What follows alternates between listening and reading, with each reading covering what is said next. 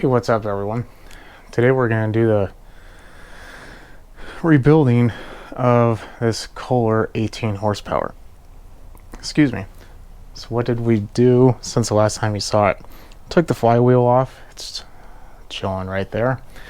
That wasn't necessarily hard. It just required a little bit more tools than a normal flywheel because just how it was mounted.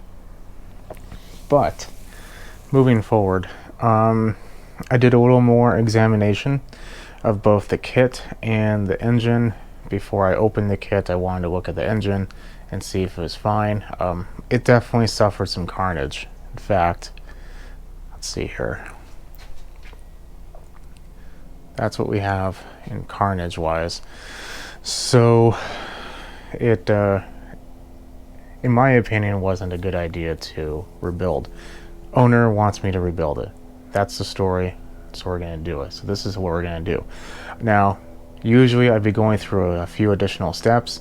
I'm not going to, because mainly for time purposes, and even if I find something to be off, then I'm going to have to rebuild it anyway, and that's what the owner wants. That's what the owner is going to get. So I'll explain what I'm not doing, but I'm just not going to do it, and the reason why. So, a couple things. It did suffer a little boo-boo here. It's just a little smacked. Doesn't appear to be cracked or anything, so that's good. The bore, I don't know how it survived. There's a little bit of corrosion here, but I think it will buff out. We're gonna check that here soon. But more or less all I did is I cleaned it out, took some brake cleaner, sprayed it all throughout there, blew it out, took out as much of anything I can possibly get. I do not want any small bits of metal anywhere in there. So I'm at a point where I'm feeling pretty happy about that. Passageways have been blown out and sprayed through multiple times, and we are ready to hone. So first things first is I'm going to hone this cylinder, because that's the one that wasn't working to begin with. So while I get my hone ready, let me explain a couple things. I'm using a stoned hone. Technically, I think you should be, this is WD-40, you should be using a ball hone.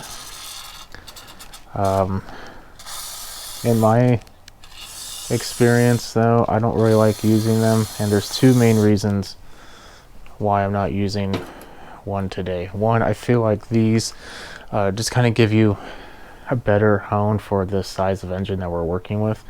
And two, probably arguably the most important reason why is I don't have a ball hone.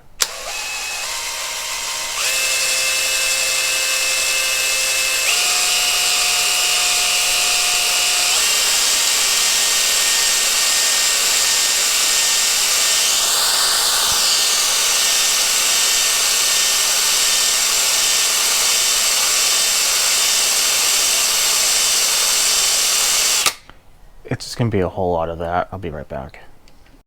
I don't know how it worked, but when this piston got stuck, it left no scratches. There's a very, very, very minor one right there.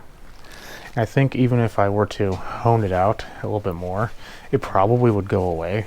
However, this is that first step that I told you that I'm not going to be doing.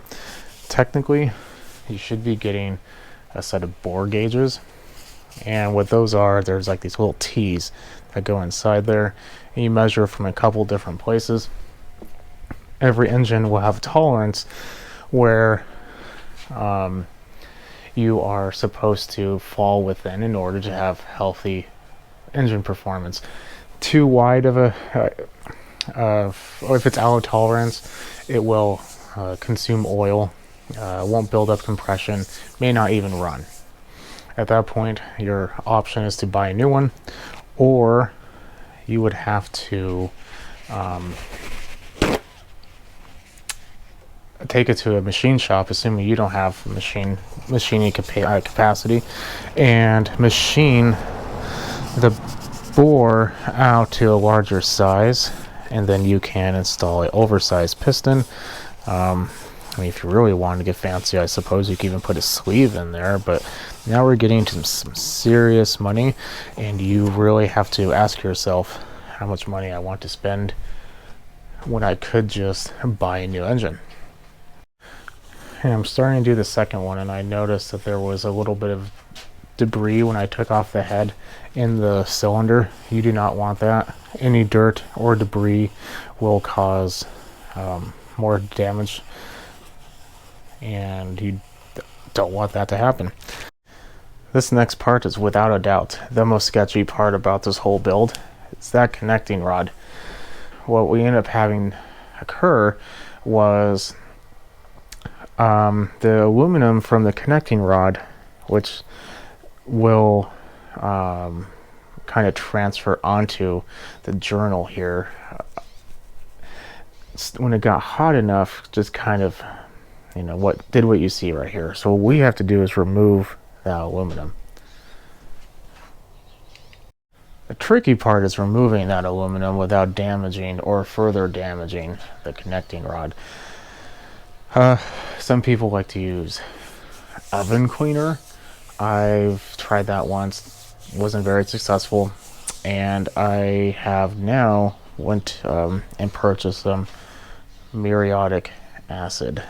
I have some gloves here, and I'm not going to show everything because you're not going to be able to hear it, but basically what I have is I've cut up strips of cloth and then going to dip into the acid, place it on top of the journal like so, and kind of wrap it around. This is clean, by the way. I took the oil and everything off. Wrap it around like so. So why is it sketchy, you're saying to yourself? Well, the reason why is this. One, you're working with acid. Generally not a fan of that. The acid will eat away the aluminum, and it shouldn't really do too much of anything to the steel, so that's good. Hence the reason why we're kind of working on a steel table. Kind of hopefully that is true. And then the aluminum, however, will be eaten by the acid. But putting aside working with acid, I'm going to put 2 layers of gloves on just because I don't want to burn myself today. Anyway, so after I'm done with that, I will be taking some baking soda and water, which is right there, and neutralizing the acid with that. I'm going to thoroughly rinse and clean, and at that point in time, technically you should be getting like a micrometer and taking readings on the journal itself, because just like the bore had a minimum spec, the journal also will as well.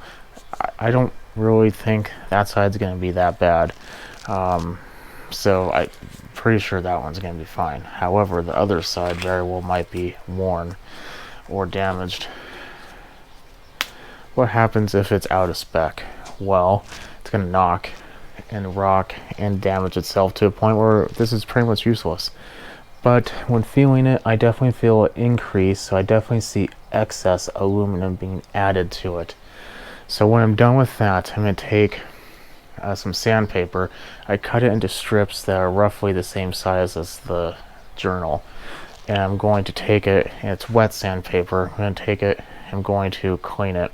I might show a little bit of that. I have 3 different grits. I have 800 grit, 600 grit, I have 1200 grit, and 2000 grit. 2000 should be the mirroring grit, 1200 should be pretty decent and probably might even stop at that, and 600 is going to be the one that really kind of finishes it off. And once we're done with that, that's when you take your readings. However, like I said, I'm not going to do that because I'm going to be reassembling this no matter what. So yeah, so I'm going to go ahead and do the acid part. I'm not going to show that because one, I don't want to potentially damage you. Two, I'm going to be wearing a mask, or excuse me, a respirator for this one, and goggles, because I don't want this anywhere near my face. And yeah, we'll take it from there. In addition, you should also blow out these two passageways. This is for oil. Because we had a problem with shrapnel and metal everywhere, we want to make sure that's clean. In addition, with the acid going in there, I'm going to pour the baking soda and water mixture over it a little bit to kind of wash out those passageways anyway. And here we go.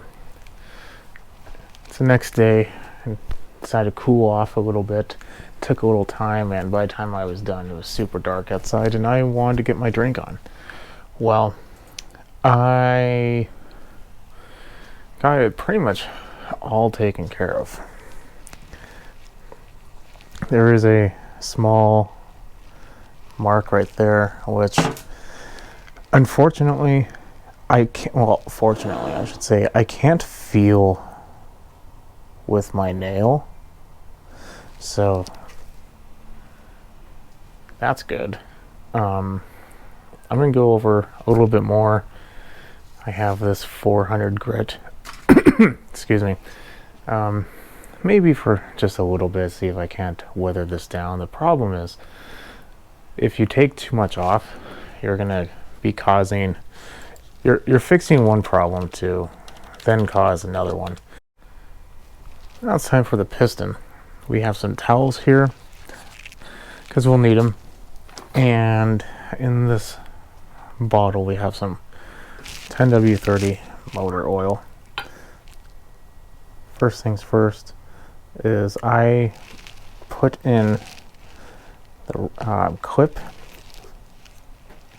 already, so it's not going to slide out. Now on the piston it will tell you what direction the flywheel should be. We are going to be working on cylinder number 2, so the flywheel is going to be like this. That's why I was saying we should pay attention to 2. 2 was the one that we were having a hard time with. So with the flywheel icon facing up, I went online, and because we couldn't really disassemble this, at least not appropriately, and I looked up the orientation of the connecting rod, and for cylinder 2 we have a straight end and more of a curved end. The curved end is going to be with the flywheel facing up, the little symbol down.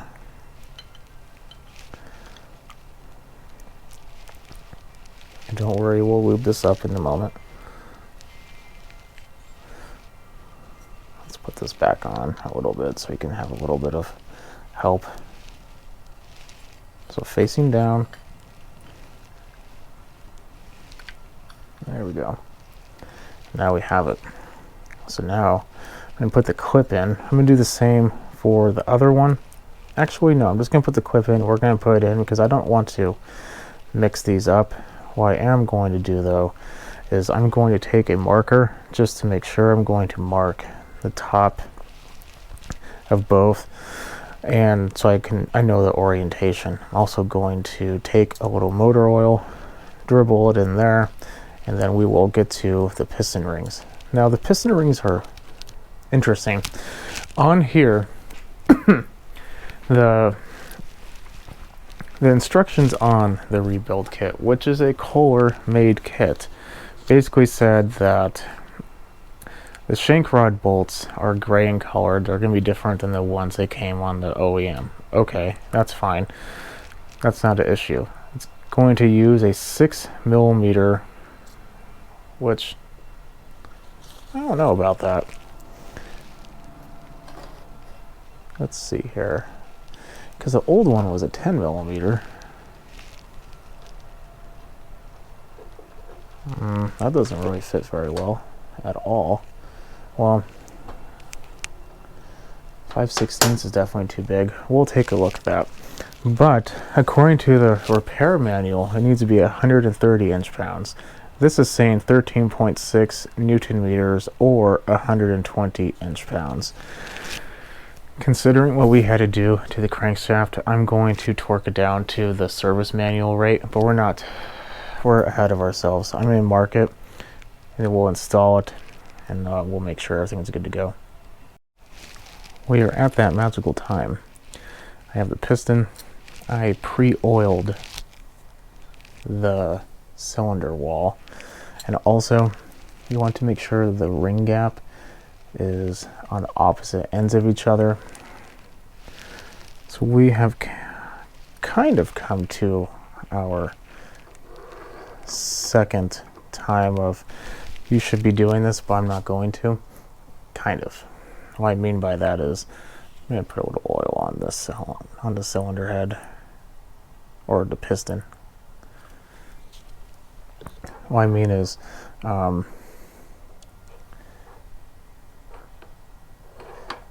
technically I always like to, I remember flywheel's facing that way, I always like to take the piston rings out and then taking the piston upside down so the flat side's going in, push them down.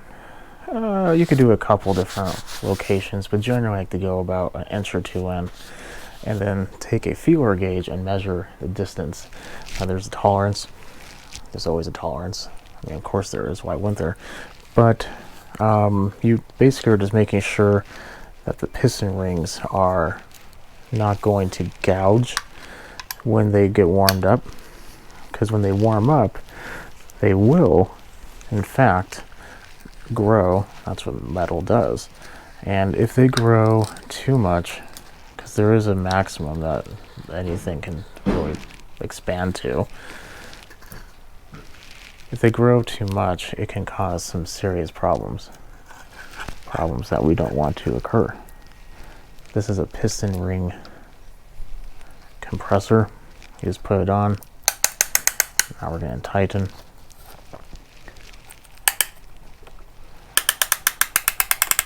You don't necessarily need one of these, but it definitely makes your life a whole lot easier. Now, with this firmly held into place, and yes, I did put the other clip in for the wrist pin. Take a wooden or a rubber handle of a hammer and tap it into place. Now you should be set.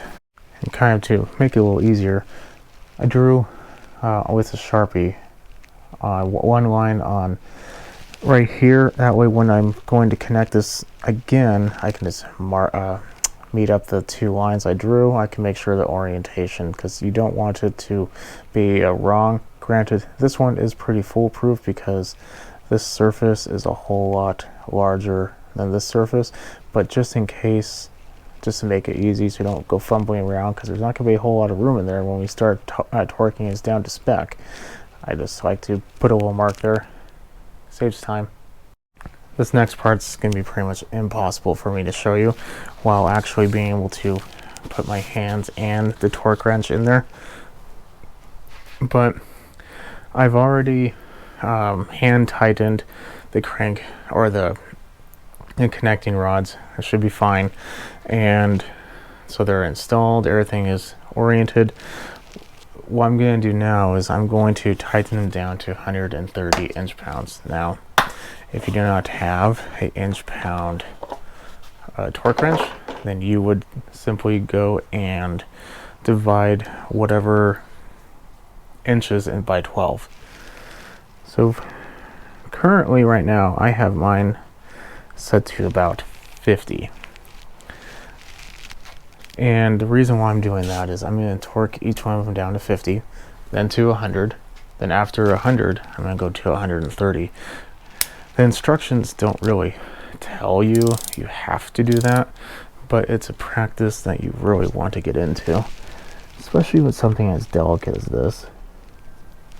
You know, Don't really want to have to do this again. I didn't hand tighten this nearly as much as I should have.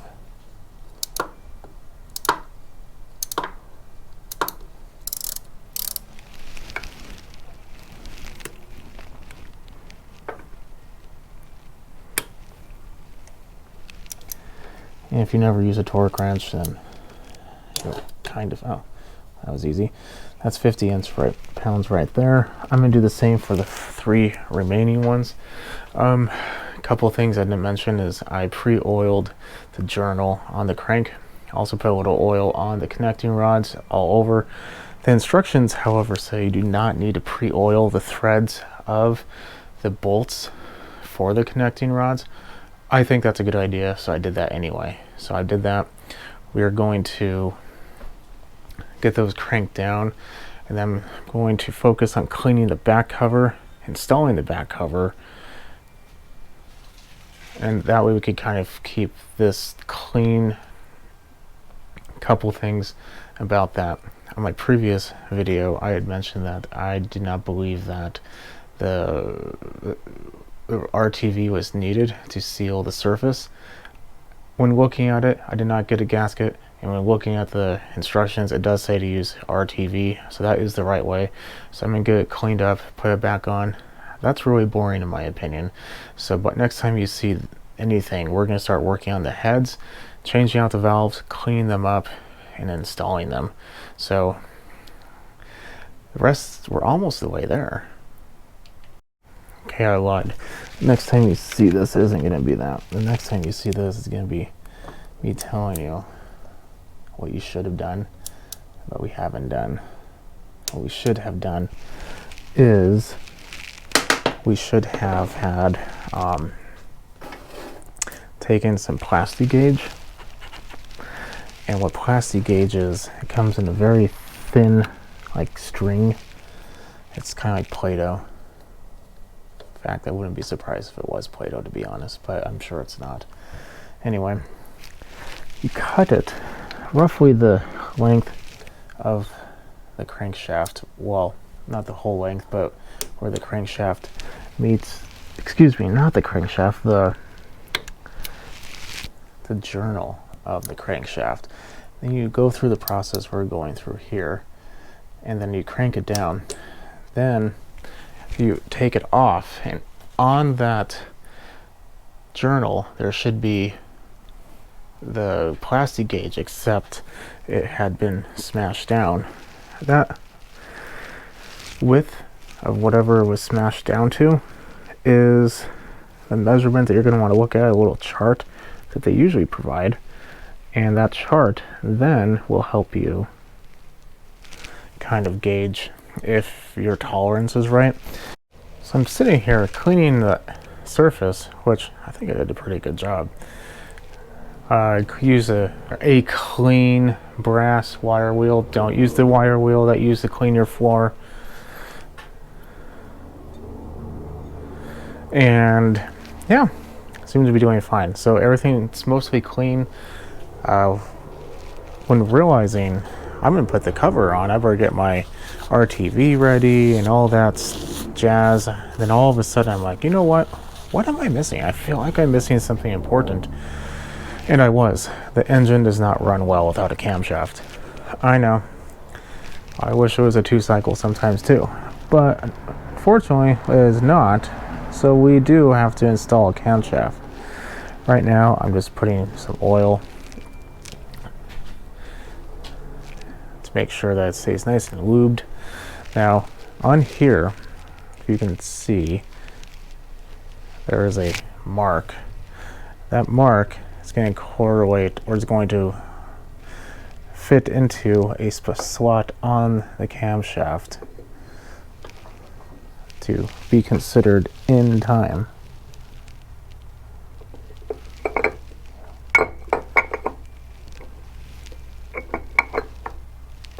It should be like that. There we go.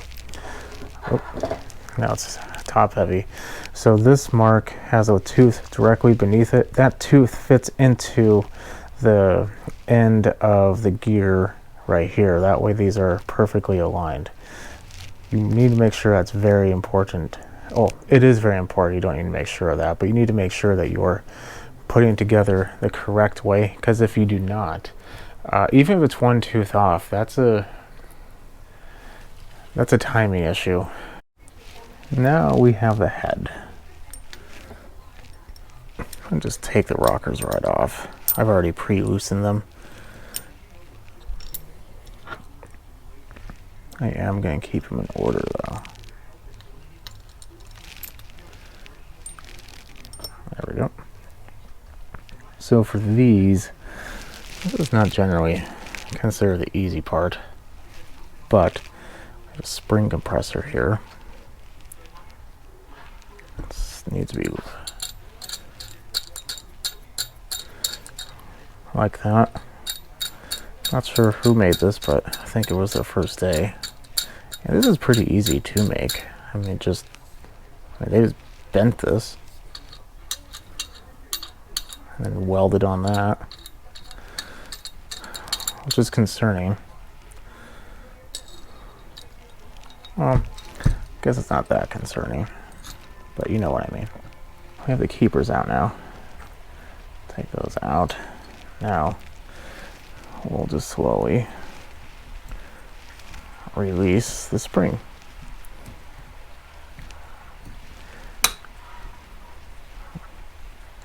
Uh-oh. I knew that was coming. Do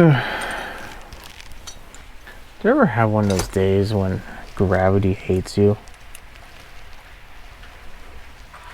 I know it's random, but that's today. I don't know why, but it is. Just today. Everything about today is just rough. Okay, so this is the old valve. It's still good, don't get me wrong, but like I said, we have new ones, so we're not going to use it. We're going to go ahead and put that right there. For easy to remember sake, we're going to put that valve right there. I'm going to do the same thing for the next one. It's going to be real fun to put these back in, I can tell already. I don't think these really matter what side they go in, but just in case. This is probably going to go flying again, so let's just put this down.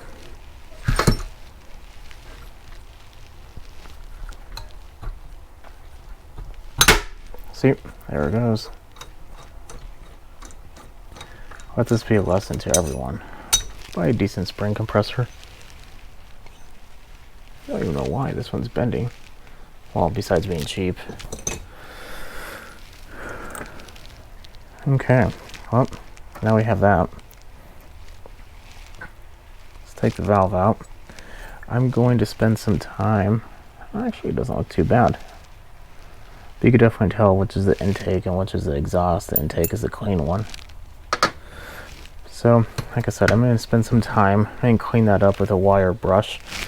And then I'm going to clean the cylinder head before we do so, before we install it. Get the new exhaust valves, and then we're going to lap them next. Now that we have that done, I got the new valves. I cleaned it. Right here is a little hard to clean because I don't want to damage the seat, but you know, it is what it is. We're going to check to see the fitment. Fits pretty good. Intake is usually the bigger one. In fact, I've never seen it not be the bigger one. At least not in this type of engine. So, we need to lap them. Now, why do you lap them? Well, every valve is a little special. It's made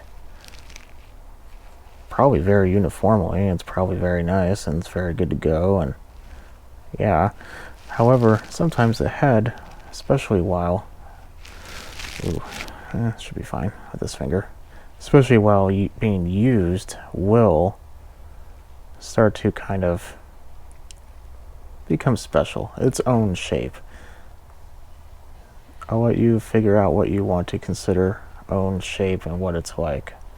I'm not going to bring that topic up, but this is valve grinding compound. Now, if you go to the hardware store, or excuse me, the auto store, they might look at you funny if you call it that. So if you say valve lapping compound, they usually don't lap it too hard. Even though, even on the label, grinding, for whatever reason, every time I've ever had to go get more of this, I've always called it that, and they always kind of look at me funny. But whatever.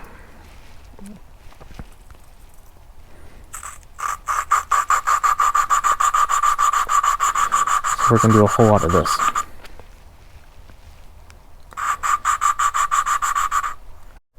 Now that we have it ground, at least what I hope is sufficiently ground, we're going to take it out. Get that off. Now this is kind of like sand. You don't want that on your anywhere in your engine, really, not just the valve seat or in the head, but anywhere. So you want to remove all of it. I don't know if you see that. You see that gray groove? That's the new groove we ground. You want it to be solid and basically the same width all the way around. In addition to that, you need to clean the head. It's only half the cleaning. You'd be surprised where this stuff goes, so don't be shy. And we're going to look the same. And it looks like it's pretty good. If you see any black specks or a piece that isn't ground, you will have a leak. Which, oddly enough, best case scenario, your leak only makes it so your engine doesn't run. Worst case scenario, it does something called a burning of the valve. Burning of the valve means that under compression and explosion, some of that hot exploding gas, or anything really, will go seep into those little holes and go very, very fast and very, very, it just makes it very, very hot. So eventually it will just kind of melt it away, burning it essentially, and causing a pretty significant problem. That head would be garbage, same with the valve. So a little spot on the valve may be running, but definitely not a good idea. I'm going to do the same thing for the exhaust. I cleaned it all out. This is directly open to the crankcase, so you don't want any dirty or anything dirty in there. So we're going to put this back where it was. I'm going to take my towel, again, just kind of clean up the spring a little bit. A little dirt from the underneath towel, got it on there. Don't want that to be causing any problems.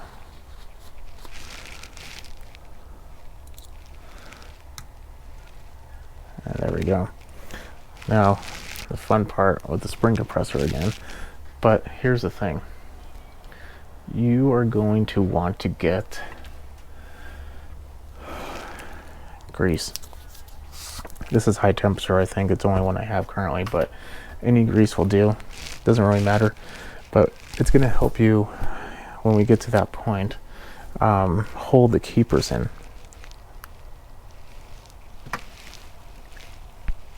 Now we take our grease and we put it all up in its business.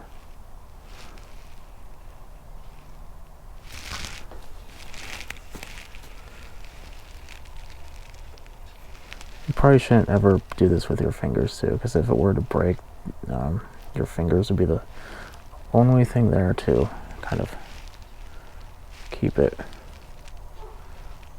So finger caution is needed, especially with this machine.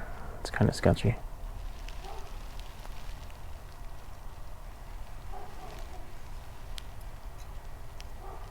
There we go. It only fits on one way, so even if you are a little confused, it should be fine. I probably overdid this with the distance, but oh well. So now, that grease hopefully doing its grease holding.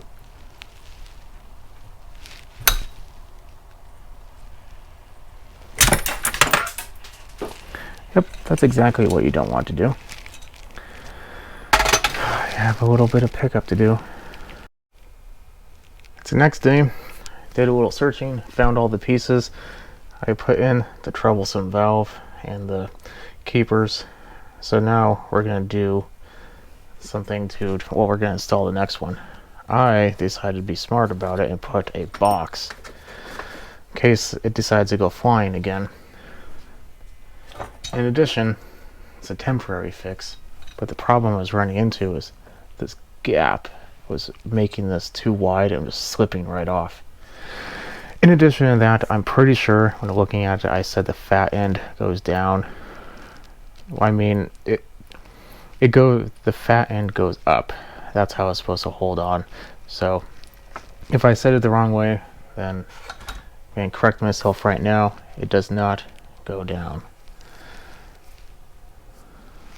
Looking at the valve, appears to be good.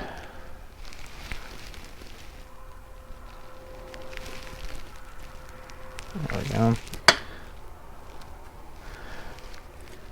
Also,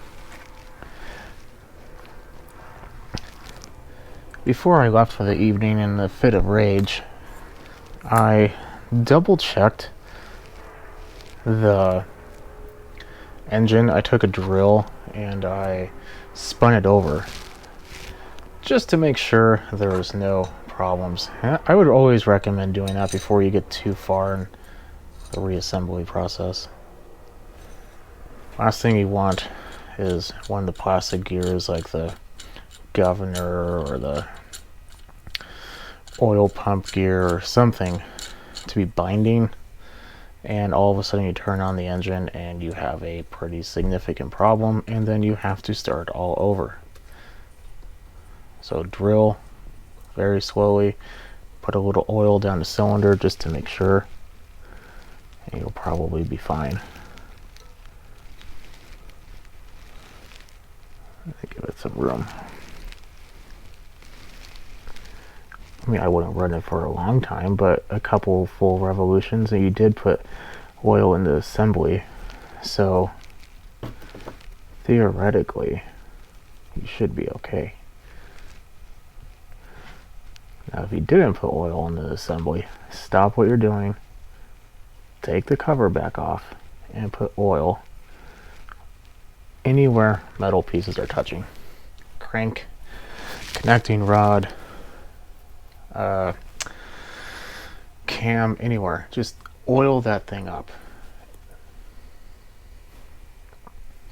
The more oil you use to help protect it, the better. If you have assembly lube, it's probably even better. I'm not a fan of assembly lube personally, but they make it for a reason. It does its job and does a good job of it. If you are not going to run your engine for quite some time, assembly lube is probably ideal. If you're going to run it quickly after you reassemble it, in my opinion, oil is just fine. Fat end up. The grease is going to hold it in place. It's good to every now and then take a break, walk away.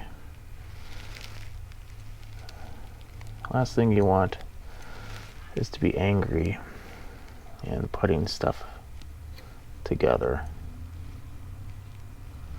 In my experience, at least. I don't know how you get angry.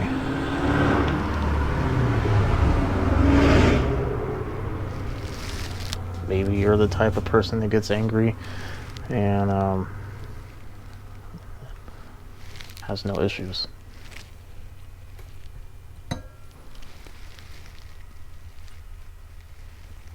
I'm not that person, unfortunately. I wish I was. But no, I'm the one that has to breathe a little bit. But luckily I know that, which I feel is half the battle, is knowing your weaknesses. And when you know your weaknesses, you know what your shortcomings are. I know you don't watch these to get inspiration, so I can continue, but take a break. That's my point. Okay. I'm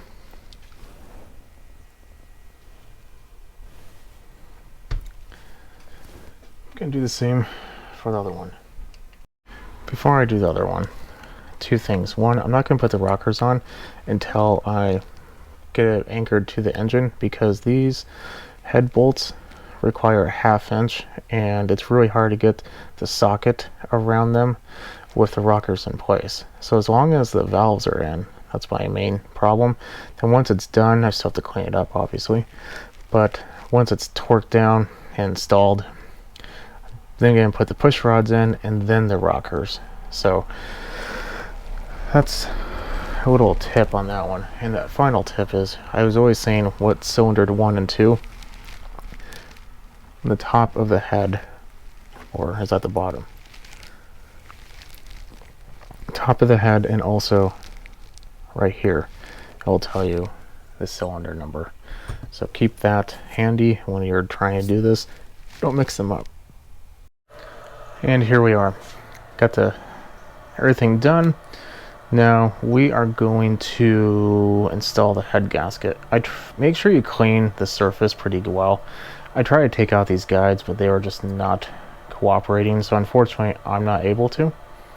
But you know, I cleaned up as best as I could around there. The main important piece is, like, I've noticed a lot of the times actually no, over here towards the exhaust, this is where it likes to break. So make sure this is very, very clean. Same thing with the head. Okay, so we have a head here. It's number 2, just like we originally were working on. Just gonna blow it off, make sure nothing else fell in there while we were working. So I think there might be a little bit of stuff. Let me get that cleaned out while I'm cleaning. Something to remember when you are cleaning the surface, make sure to put like a rag or something down there.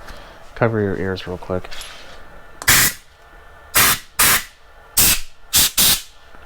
There we go. You don't want junk to go back into your freshly cleaned engine.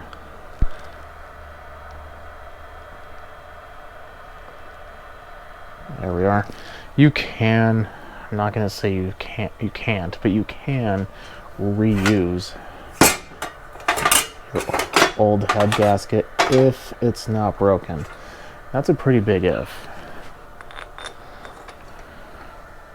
Even if it's not broken, I don't think I would ever recommend it, because you're just kind of playing with fire at that point, in my opinion. You don't want to go down that road.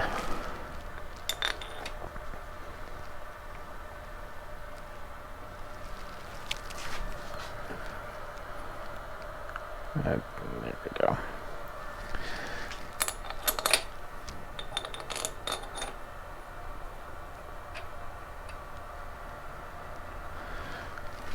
So I'm going to run these down with an impact, but I'm not going to tighten them at all, because I don't want to over tighten. But just to get them down, it's fine. There we go. I mean, that's less than finger tight. I just don't want to spend all day screwing in the head bolts. Could you do this with the impact? Probably. Get the last one. However, the question is, should you run them down with the impact? No. You could cause potential problems. Now, ask me if I've done it before. I have. But I also didn't run them down as super tight and practically breaking the head bolt. So, unfortunately, my torque wrench does not go to 370 inch-pounds. Excuse me, 360 inch-pounds. So we are doing this into foot-pounds here. How we're going to do this is 15 on each.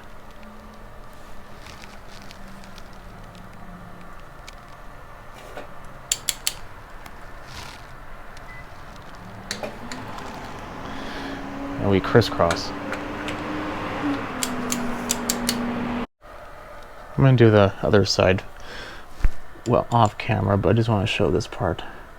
And put in the lifters. Now, sometimes these are different lengths and metals, or they could be the same. It doesn't really matter. Well, it does matter, but you want to check yours. I think this is the same, but just in case, if you don't know, I keep them in order. So this is the one that came out this side, this is the one that came out that side, putting it back in the same way they came out. You also want to make sure they're nice and clean. Pretty much everything in this is going to be cleaned. Well, you want it to be clean at least.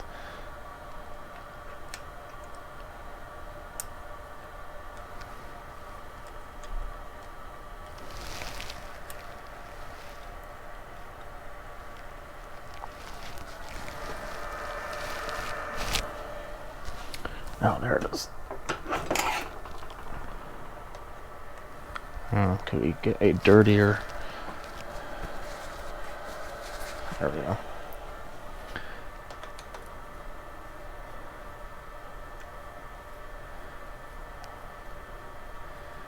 This makes it a whole lot easier. There's probably also a torque spec for this, but I just cinch it down pretty tightly and call it good. You could also Loctite it, but I wouldn't really do that because it will make it harder to remove if you ever have problems in the future. More likely than not, you're not going to have a problem with this stud coming out.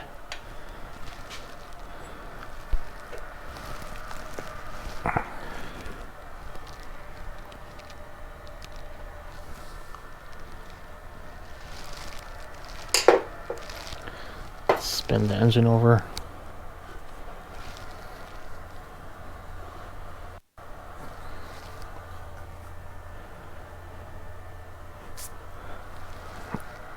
There's so much stuff in here to get your fingers. I don't want to do that.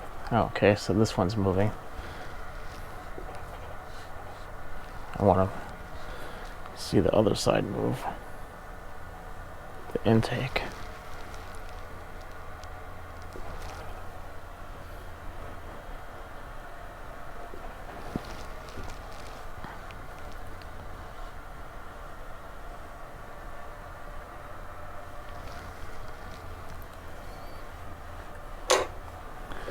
Are we going to see it move? Okay, there we go. Perfect. Everything is blown off. Just going to take a little bit of motor oil and just kind of coat everything. Put some down there. Put some on the springs and the valve stems. I took a look at the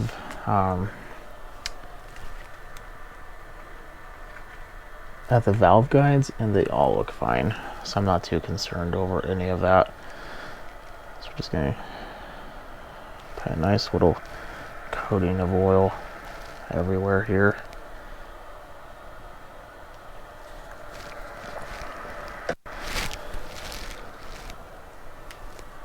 Now we have our valve cover, and we're lucky that unlike the crankcase, we do not need to use silicone for this one. So here's the thing about the coils. If you put them on backwards, you very well, let me blow this off real quick, cover your ears.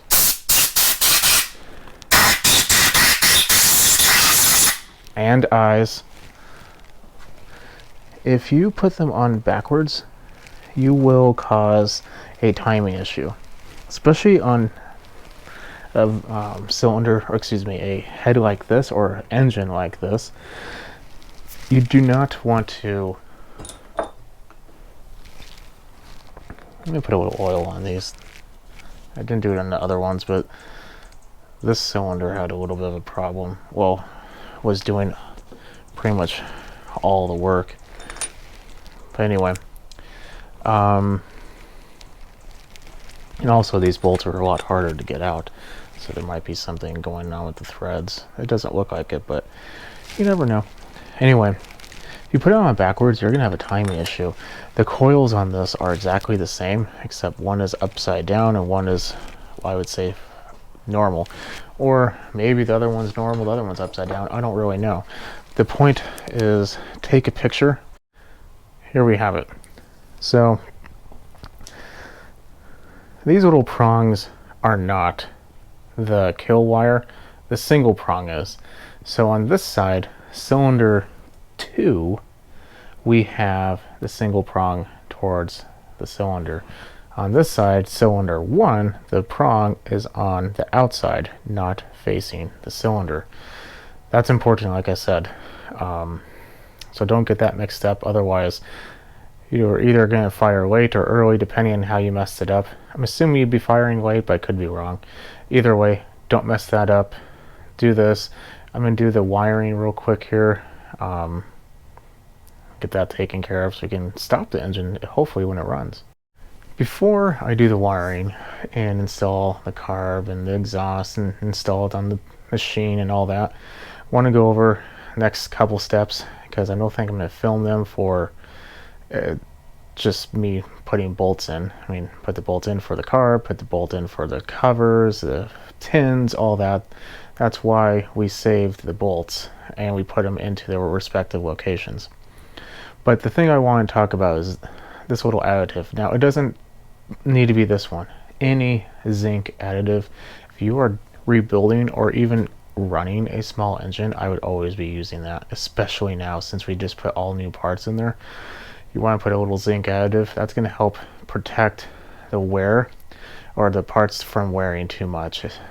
We already are borrowing time with this build. We want to hedge our bets as much as possible. So I'm going to be putting that in there when I put the oil. Technically, you could buy high mileage oil. Usually high mileage oil will have zinc or a higher amount of zinc, but even if you do, I'd still put a little bit of zinc in there. And that's, like I said, there just to protect your work. You don't want to have to do this again. I'm going to go ahead, finish this up, put it on, put the oil in there, make sure it's okay. A couple things I want to go over before I do so. The intake gaskets, some of them are actually on the manifold. I'm going to clean them up real good, put the new ones on. Same thing with the exhaust gaskets. They look fine though, but I already have them. They came with the kit. What's the point of not using them? There's also a gasket right here. I'm going to take that off, clean it up, put a new gasket in there. And yeah, I'm going to go ahead and do the rest of the tins. That's really the annoying part in my opinion. So I'm going to go ahead and do that. And next time you see this, hopefully it will be running in a machine appropriately. I can't believe it, but I think we're almost there. Installed the engine.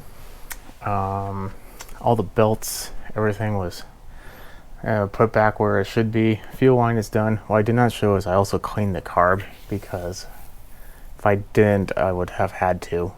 Just how it works. And put the zinc additive. Has full oil, new filter, new plugs, new air filter, new pistons. Everything should be taken care of there. I'm aiming you towards the exhaust because last time it was very, very smoky. It very well might still be smoky for the fact that we disassembled it, but that should burn off pretty quickly.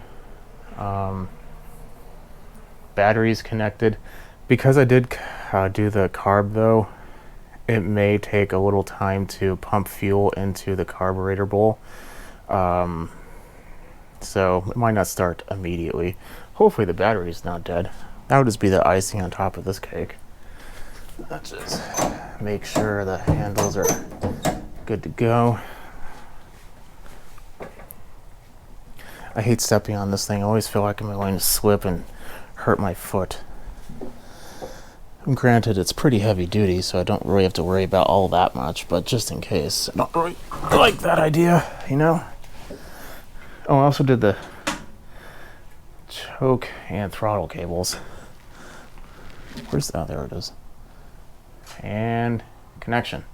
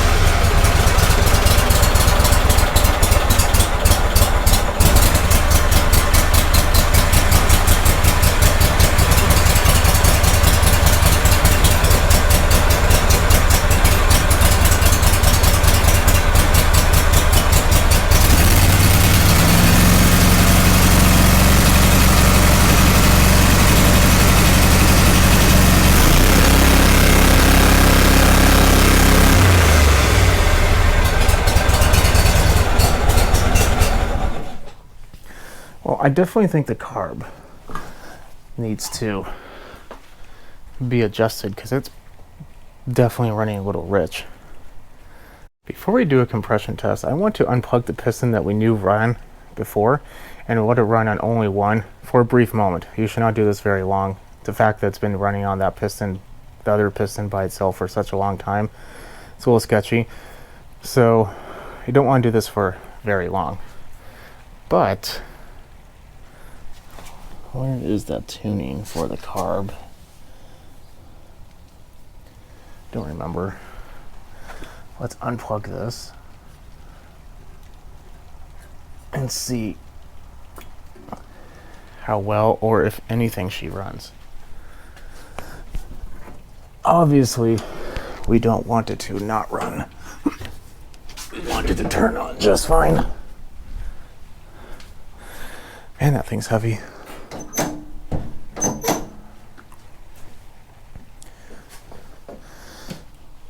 Doesn't help that this metal's a little wet.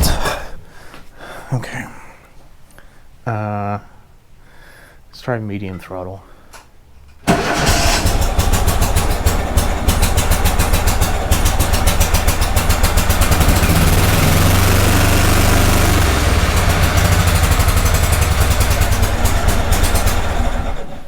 That's what it was doing before. I could definitely feel the difference now, and I can smell the difference now.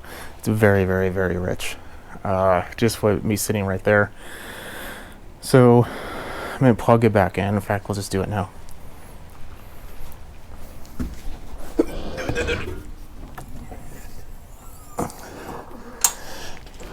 You know what I'm gonna do? I'm gonna adjust the carb a little bit, see if I can make it a little leaner.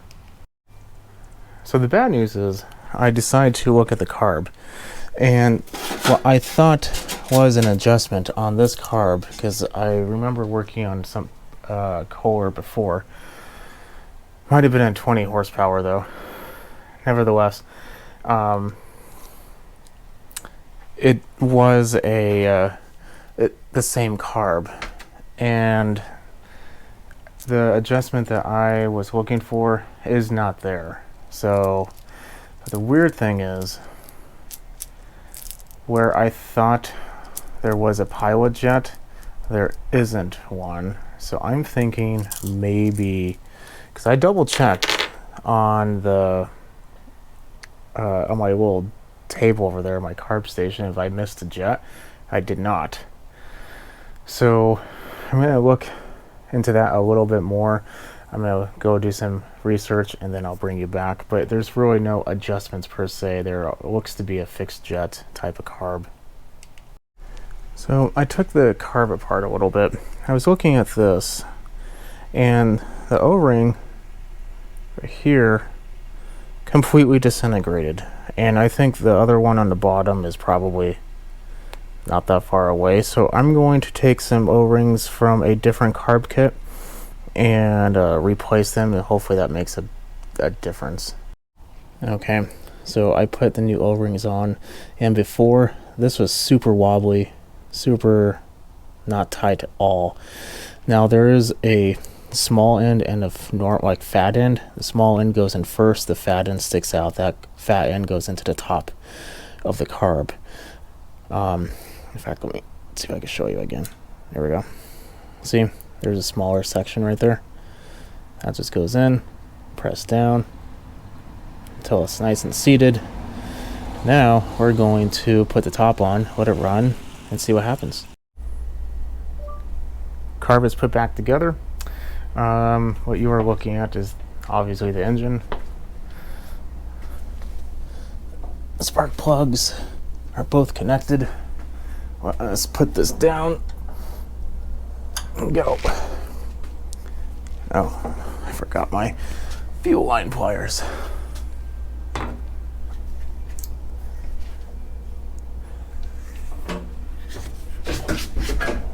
Okay. There's still quite a decent amount of fuel in the bowl, so I don't suspect we're gonna run into any problems with over cranking it. Let's see here, or needing to crank it excessively, I should say. First, let's try no choke.